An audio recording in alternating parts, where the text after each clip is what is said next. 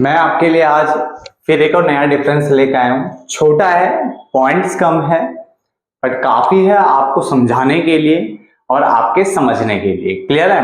तो स्टार्ट करते हैं आज का डिफरेंस, जो कि हमारा है वर्तमान प्रतिभूमि, जिसको हम करंट फैलो लैंड कहते हैं। दूसरा है पुरातन प्रतिभूमि, जिसको हम ओल्ड फैलो लैंड कहते हैं। क्लियर है? ये टॉपिक का नाम समझ में आ गया।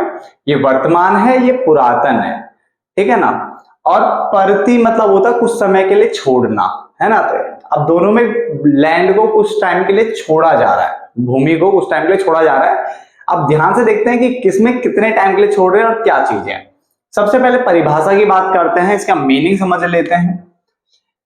इससे अभिप्राय, इसकी डेफिनेशन देखिए बेटा, इससे अभिप्राय उस भूमि से जिस पर एक वर्ष या उससे कम, एक साल या उससे कम समय के लिए खेती नहीं की जाती। क्लियर है? यह भूमि की उर्वरता यानी जो उपजाऊपन है उसको बढ़ाने के लिए या बढ़ाने का प्राकृतिक तरीका होता है, ठीक है, नेचुरल तरीका है ये। तो उसने बोला इससे अभिप्राय उस भूमि से है जिस पर एक साल या उससे कम, एक साल या उससे कम समय के लिए खेती नहीं की जाती। यह भूमि की उर्वरता मतलब हो गया उपजाऊपन को बढ़ाने का प्राकृतिक तरीका है। समझ में आता है? बेसिक सी बात है। जबकि इससे अभिप्राय उस भूमि से है जिसे एक वर्ष से अधिक किंतु 5 वर्ष से कम। तो यहाँ पे जो टाइम लिमिट है ना वो 1 साल है मैक्सिमम। तो यहाँ पे लिखा था 1 साल या उससे कम के लिए छोड़ा जाता है, यहाँ पे लिखा हुआ है 1 साल से ज्यादा और 5 साल से कम के लिए यहाँ पे इसने लिखा है छोड़ दिया जाता है। तो लिखा है इससे अभिप्राय उस भूमि से है जिसे 1 वर्ष से अधिक किंतु 5 वर्ष से कम के लिए खेती हेतु प्रयोग नहीं किया जाता, यानी कृषि के लिए इसका प्रयोग नहीं होता। क्लियर हो गया?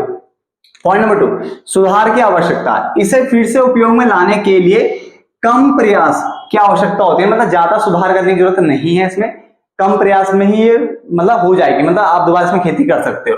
जबकि इसे फिर से उपयोग में लाने के लिए, उपजाऊ बनाने के लिए अधिक सुधार कार्य करने पड़ सकते हैं और पड़ते ही है, मैक्सिमम देखा गया। देखो 2 पॉइंट समझना, अपने आप ही सारा समझ में आ जाएगा।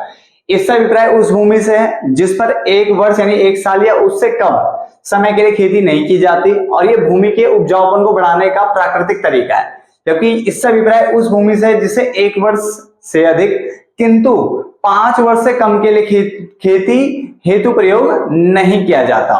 क्लियर हो गया?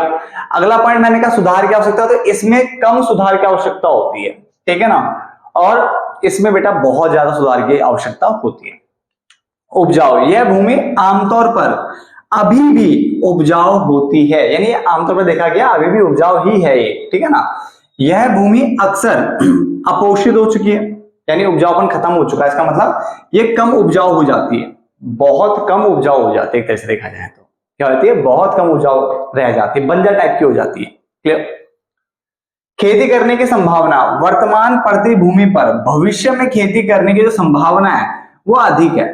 यहाँ पे ना जो वर्तमान प्रतिभूमि होती है, करंट फैलो लैंड होता है, इसमें भविष्य में अगर आप जैसे मान लो इन फ्यूचर आप खेती करना चाहो तो कर सकते हो, खेती हो जाती है, बहुत ज्यादा संभावना है खेती हो जाएगी, कोई दिक्कत नहीं है। जबकि पुरातन प्रतिभूमि पर भविष्य में खेती करने की जो संभावना है वो कम रहती है, ठीक है ना। इस भूमि पर भविष्य में खेती केवल तभी की जा सकती है जब भूमि में सुधार किया जाए, यानी भूमि पे आपको बहुत सुधार करना पड़ेगा तब जाके खेती लायक बनता है। क्लियर है? कृषि योग्य भूमि, वर्तमान प्रतिभूमि कृषि योग्य भूमि को वर्तमान प्रतिभूमि को कृषि योग्य भूमि माना जाता है, कृषि योग्य भूमि है ये। जबकि पुरातन प्रतिभूमि को बंजर भूमि माना जा सकता है, एक तरह से ऐसी जमीन जो कई सालों तक छोड़ी पड़ी है तो बंजर जमीन बोला जा सकता है। क्लियर है? छोटा सा डिफरेंस था, कुछ खास इसमें है नहीं, बट इतना सही था, बट कि मतलब इतना तो था कि आप समझ सको कि है क्या चीज ये।